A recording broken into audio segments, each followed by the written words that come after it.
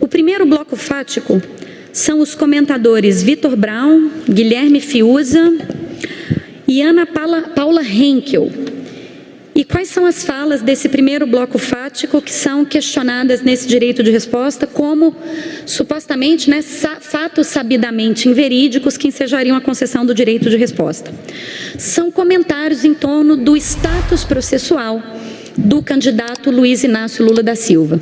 Então, são comentários feitos por esses 3 jornalistas em que eles dizem que é falso afirmar que Luiz Inácio Lula da Silva foi inocentado. É essa expressão, eles questionam muito o termo foi inocentado.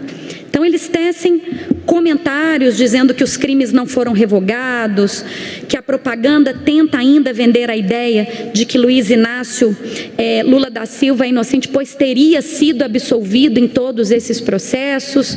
E aí eles dizem, apesar de estar solto há quase 3 anos, o petista não foi absolvido. Ele foi beneficiado por decisão do Supremo Tribunal Federal, que considerou a Vara Federal de Curitiba incompetente. Então, esse bloco fático gira em torno da possibilidade ou não de se dizer que é falso falar que Lula foi inocentado.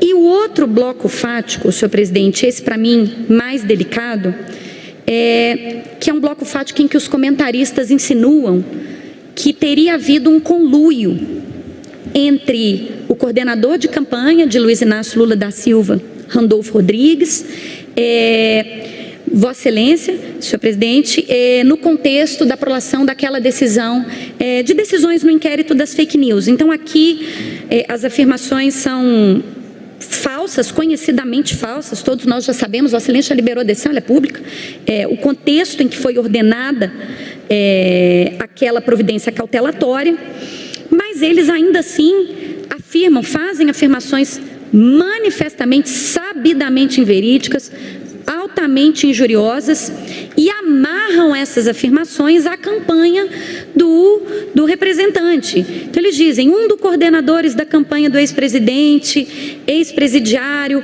alimentando o judiciário, e há um conflito com todas as esferas e eles alimentam e constroem uma narrativa manifestamente fraudulenta no sentido da existência de um conluio, e aqui eu destaco muito essa questão da campanha. Eles amarram isso tudo e jogam dentro da campanha para descredibilizar a própria condução imparcial deste Tribunal Superior Eleitoral na perspectiva das eleições. Então, esses são os fatos. Senhor presidente, eu com todo respeito entendo que o caso é de concessão, sim, do direito de resposta. Eu entendo que aqui o caso é de inverdade flagrante e não apenas isso, é dolosa, é deliberada, se insere num contexto de descredibilização, de construção de narrativa de parcialidade. Entendo que isso viola não mais poder, essa construção de narrativa de conluio viola o artigo 9º da nossa resolução, que foi editado esse dispositivo na perspectiva do julgamento do RO 060-397-598 do ministro Salomão e, portanto, eu entendi que o caso é sim de urgente concessão do direito de resposta. Nos termos da lei, eu estabeleci que o direito de resposta deve ficar no ar por 48 dias, porque é o dobro do tempo em que a reportagem ficou no ar.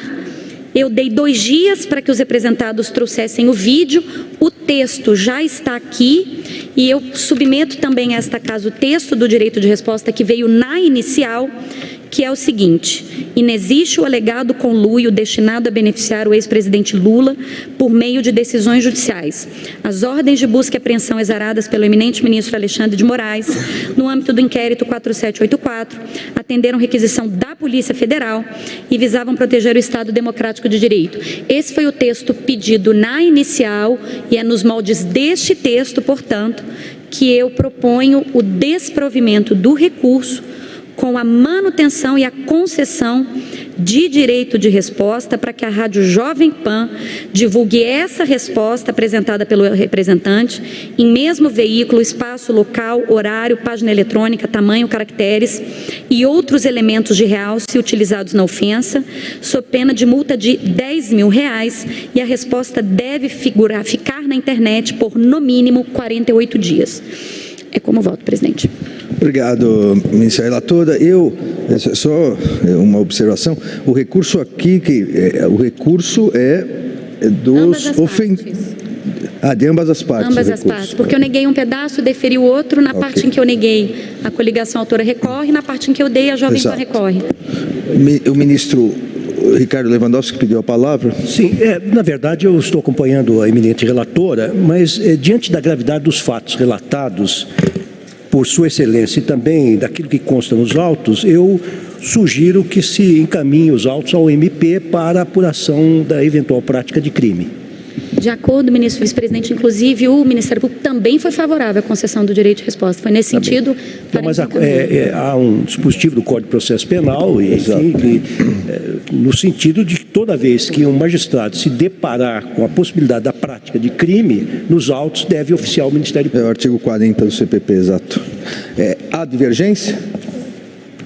Então, o tribunal, por unanimidade, negou o provimento a ambos os recursos e homologou o texto, a resposta, determinando que permaneça disponível para acesso por 48 dias, nos termos do voto da relatora, e encaminhando a notícia crimes ao Ministério Público para apuração. Eu ontem peguei, o UOL confere, o UOL também diz o seguinte: Lula é inocente? Sim, Lula é inocente.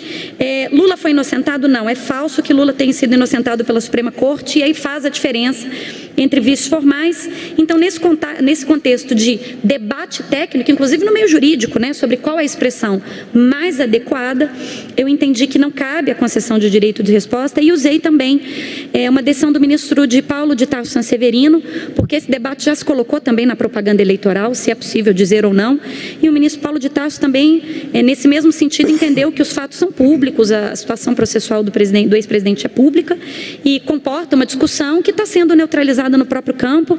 Quando eu preparei esse voto, Sua Excelência, o ministro Sanseverino tinha dado uma decisão, já deu outra também, são duas decisões nesse mesmo sentido e também um parecer da PGE. Então, nesse sentido, eu afastei o direito de resposta quanto a esse bloco. Agora, quanto ao outro bloco, e o que eu fiz na minha decisão, quanto ao bloco que questiona o uso da expressão Lula foi inocentado, sim ou não, eu posso dizer que ele foi absolvido, que ele foi inocentado, ou isso é uma impropriedade técnica? Ele é inocente, mas as sentenças não são de mérito, né, de análise meritória. Aí, nesse ponto, eu afastei o pedido de direito de resposta.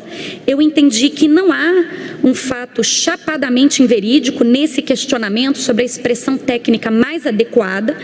Eu coloco que é inequívoca a condição de inocência do candidato, tanto que ele é candidato, não se duvida, mas que há uma dúvida, um debate sobre a melhor expressão para definir o contexto em que houve condenações e os processos posteriormente foram anulados.